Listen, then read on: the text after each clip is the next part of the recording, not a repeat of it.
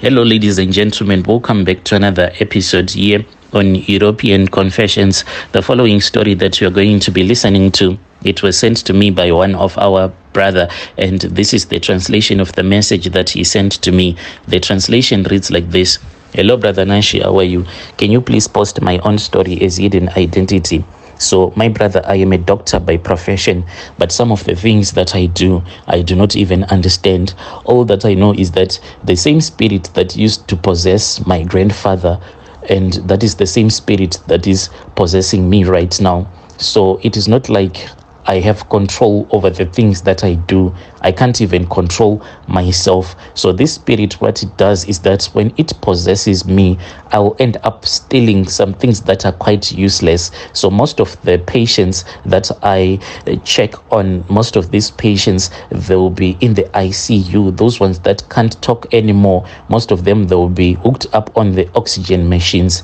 And most of them, they are very poor since I am working at a government hospital. But once I go into the ICU ward, then I'll end up stealing even 10 rand or even some coins from these poor people's handbags and wallets. And why I do it, I don't even know. I am someone that is living a very comfortable life, but if I walk into a ward and if I see that the patient that will be in there, if her handbag is open, if I do not search that handbag, I'll feel as if I am a loser. I'll start to shake violently, and the moment that I open her handbag, then I'll feel that spirit as it will be leaving my body. I am always possessed by this spirit. So my grandfather is said to have been possessed by that same spirit that is possessing me. So when my grandfather was still alive, what his relatives used to do for him is that they would brew some traditional beer for him so that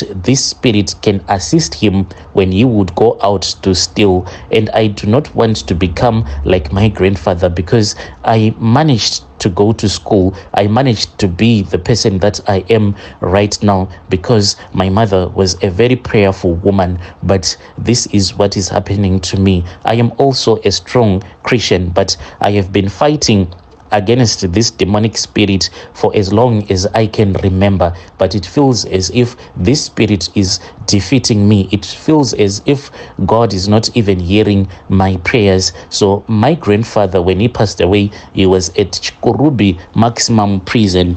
So right now, most of the times I have dreams, and in my dreams it will be me and my grandfather. My grandfather will be inviting me, telling me that I have to accompany him because there is a place where we have to go so that we have to go and rob people. And I do not want to end up like my grandfather. As a strong Christian, I never thought that I would end up thinking about this, but this is what I have been thinking about, and I want your listeners to help me out. If there are any of your listeners that follow the African religion, in my situation, what am I supposed to do? Should I return back home to Zim so that a traditional ceremony can be performed so that this spirit that is afflicting me can at least release me? Is it possible? I want your listeners to help me out, and I want those that are going to help me out using the African way. Please assist me. I'll be following through in the comment section. Dear listeners, right there was a message that was sent to me by our dear brother, hoping that you were able to understand the translation of the message that he sent to me.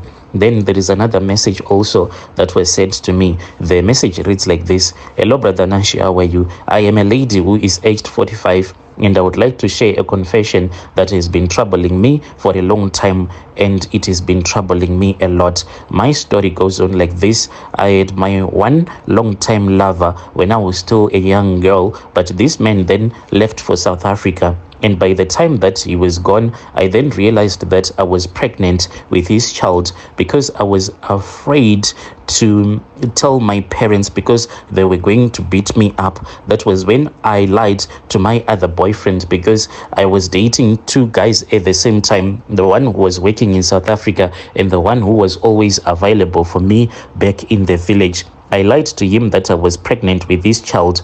He was someone who didn't want to bring shame on me and my family, so he hurriedly married me. My husband raised this child as his own, and I never told him that this child is not his. My mother, my father, and my siblings, they all know that this child does not belong to my husband, because what happened is that there was a time when one of my ex-boyfriend, the one who impregnated me, returned back from South Africa and told me that there in South Africa, my ex-boyfriend, the one who had impregnated me, had killed someone there in South Africa whilst they were at this other tavern. So after he had murdered that person whilst they were drinking beer, he then got arrested. So at that time, he was still in prison and he was still alive. But this man, he ended up committing suicide.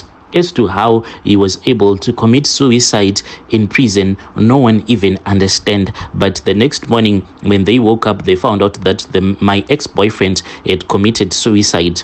So when she came back, she told me that there was a spirit in our Shona culture, we call it Ngozi. An avenging spirit had been haunting him after he had murdered that person. And that same avenging spirit, because they were going to the White Garment Prophet Church, that avenging spirit, he had spoken through this other man who was a prophet and told them that they were supposed to pay him. This avenging spirit claimed that it wanted 40 cattle and a virgin girl. So this is what my sister-in-law had came to tell me. So after she had spoken with me, she told me that she was going straight to my parents so that she can speak with my parents. At that time, when we did all of these things, my daughter, she was only 11 years old. That was when we did this secret ritual. My sister-in-law, in secret, she went and she spoke with my mother and my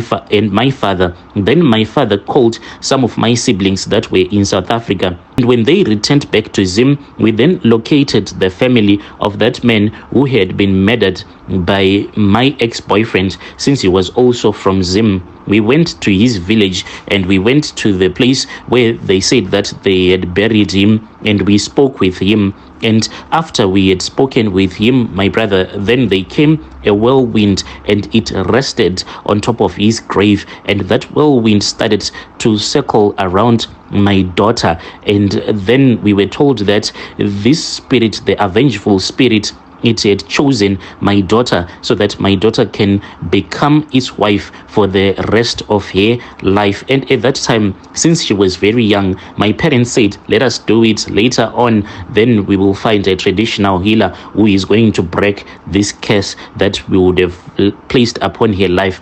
So we then returned back to the village, and when we were at their compound, then they took out a reed mat. They made my daughter to kneel on that reed mat, and after that they made her to sit cross-legged. Then they gave her a wooden cup that was full of water. Then they told her that she was supposed to give this water to her new husband. My daughter was confused, and I was told to accompany her to the grave. So me and my daughter and one of the sister of that man who had been murdered by my ex-boyfriend, we were then told that we had to return back to that man's grave. So we walked back to that grave, whilst my daughter was the one who was walking in front, and we were walking behind her as she was holding that wooden cup that was full of water. When we arrived at the grave, that was when my daughter was told to kneel down, and she knelt down, and she was told to pour the water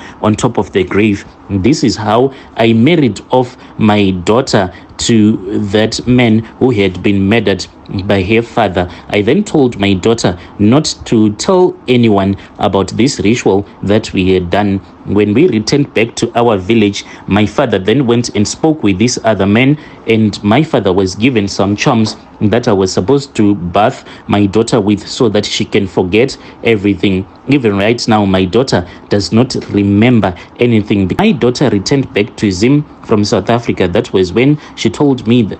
So my daughter then returned back to Zim from South Africa with her fiance who wanted to marry her, but this man passed away. So As for now, there are 5 guys that has since passed away that wanted to marry my daughter. As for now, I am stuck. I do not know what am I supposed to do. I am scared of sharing this story that I have shared with you, with my husband, because I am scared that if I tell him, he will feel betrayed, and I do not want to let my daughter to suffer because of someone's sin. I am looking for help.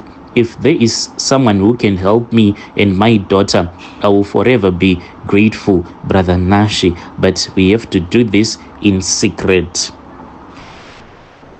Dear listeners, right there was a message that was sent to me by our dear sister right there. Strange things do happen in this world. Please let us speak with her in the comment section. Dedicating your own daughter to a vengeful spirit.